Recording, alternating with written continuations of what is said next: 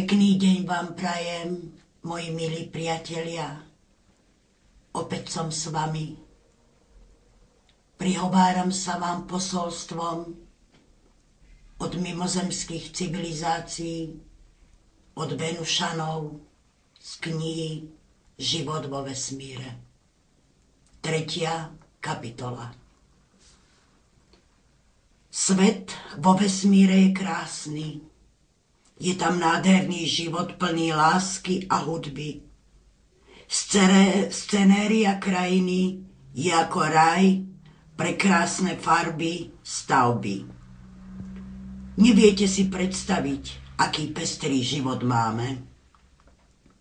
Nikto nie je nadradený a podriadený. Sme si veľmi blízki. Rozdiel je len v energii tela. Nie všetci máme podobné telá ako vy, ľudia. Naše telá sú jemné energie. Vieme pracovať s energiou, zhmotniť sa a odhmotniť, presúvať sa ďalej aj niekoľko svetelných rokov. Vieme, je to ťažko pochopiť, nakoľko to vy neviete.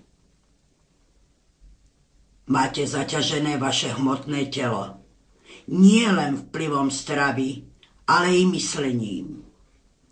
Vaše myšlienky sú sťažené strachom o prežitie.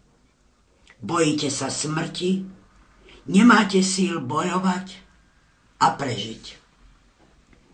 My žijeme dlhovekosťou, aj 1000 rokov, a potom sa poberieme na spánok. Nie, že by sme to potrebovali, ale prechádzame do iných sfér, dimenzií a osídlujeme ďalšie planéty, hviezdy. Sme veční cestovatelia v nekonečnom vesmíre. Prekonávame veľké vzdialenosti za veľmi krátky čas. Čas relatívny, u nás sme bez času, to len preto, aby ste to lepšie pochopili. U vás prejdú aj desiatky, stovky rokov, kým u nás je to len okamih. Na prirovnanie otvoriť a zatvoriť oči. Dodržiavame kozmické zákony a zákony galaktickej rady našich staršinov, veliteľov lodí. Na čele celej hierarchie sú veľmi vyspelé bytosti, ktoré nemajú fyzické telo ako vy, ale len mysliaci mozog, ktorý riadi z centrálnej lode život vo vesmíre. My všetci sme si rovní, bratia a sestry, lebo sú medzi nami ženy i deti. Sme tak ako vy, rodiny, ktoré cestujú spolu. Každá planéta má svoju loď, ústrednú, potom rodinnú, menšiu loď. Sme veľa rokov podľa vášho času na cestách a spoznávame nekonečný vesmír. Je medzi nami priateľstvo. Sme za mier vo vesmíre.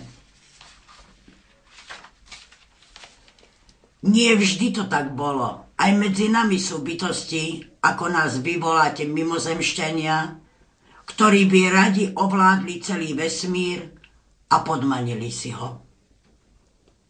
Aj vo vesmíre bol boj, ale nakoniec pravda a správna rada zasiahli, aby nastolili mier medzi nami. A preto my z vesmíru sme od začiatku sledovali život a dianie na Zemi. Prečo? Zem je Božia radosť. Škola. Boli ste sem daní, aby ste sa naučili láske a dobrote. Aby ste žili v mieri uprostred krásnej prírody a učili sa múdrosti od nás. My Sme vaši učitelia. Kým nepochopíte základný zákon lásky a mieru, tak budete vždy len na zemi. Nespoznáte iné svety. Svety v nekonečnom vesmíre. Láska je základ života. Základ a podstata bytia. Vy si myslíte, že viete, čo je láska. Láska medzi matkou a dieťaťom, mužou a ženou, otcom a matkou. Vy si myslíte, že konáte z lásky a pritom je to vaše ego, len a len vaša vôľa, vplyv na dieťa, okolie. Vaše rozhodnutie, vaša pravda, váš názor, váš zvyk, vaše právo. Omyl. Málo kto z vás sa riadi čistou, bezhraničnou láskou. Malé dieťa je naplnené láskou. Do vienka to dostalo od pobytu v nekonečnom vesmíre. Ešte nikým a ničím nepoškvrnené, nezaťažené. Jeho duša je otvorená, úprimná a čistá. Mnohí rodičia pokazia výchovou detskú dušičku, i srdce, i mysel.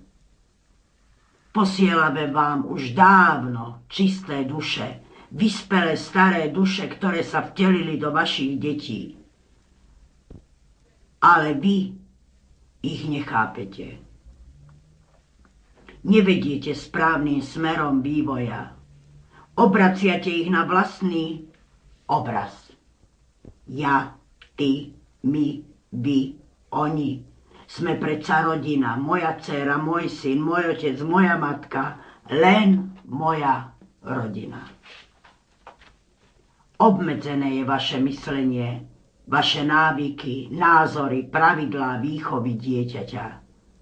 Neučíte ich láske, hanbíte sa prejaviť svoje city, skrývate to pod rúškom mlčania. Sloboda chýba vašim deťom. Vyjadriť svoj vlastný názor, vôľu. Školstvo je u vás zastaralé. Vyžaduje si to úplnú zmenu. Už od malička až po dospelého, hotového mladého človeka. Vy, rodičia, starí rodičia, učitelia, vychovávatelia, rozhodujete o živote dieťaťa.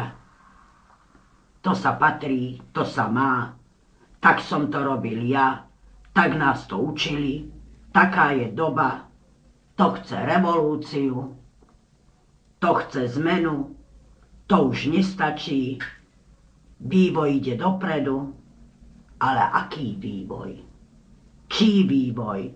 Koho vývoj? Sme na to všetko pripravení fyzicky, psychicky, duševne, duchovne, morálne, eticky. Morálka vašich detí. Nehnevajte sa, ale je na úpadku. Vaše deti sú choré, morálne, citovo, duchovne.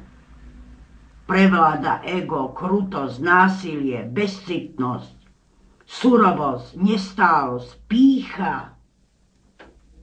Sú to zatúlané deti.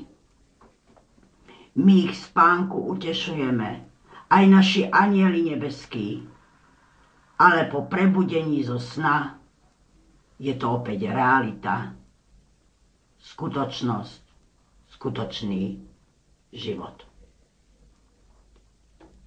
Sú smutné vaše deti. Smutný majú pohľad vaše deti. Je tu len materiálne uspokojenie a nie citové. Naše deti sú vedené k samostatnosti. Vyučujú ich učitelia veľmi vyspelé duchovné bytosti. Učia sa kráse, hudbe, tancu, umeniu, zručnosti, práci s energiou. A základom sú vesmírne zákony. Učíme ich láske a múdrosti, pravde. Výchova doma je rozdelená medzi otca a matku rovnocenne. Spolu sa podieľame na výchove. A potom, keď sú väčšie naše deti, sa učia spoločne múdrosti od duchovne hierarchicky vyspelých bytostí.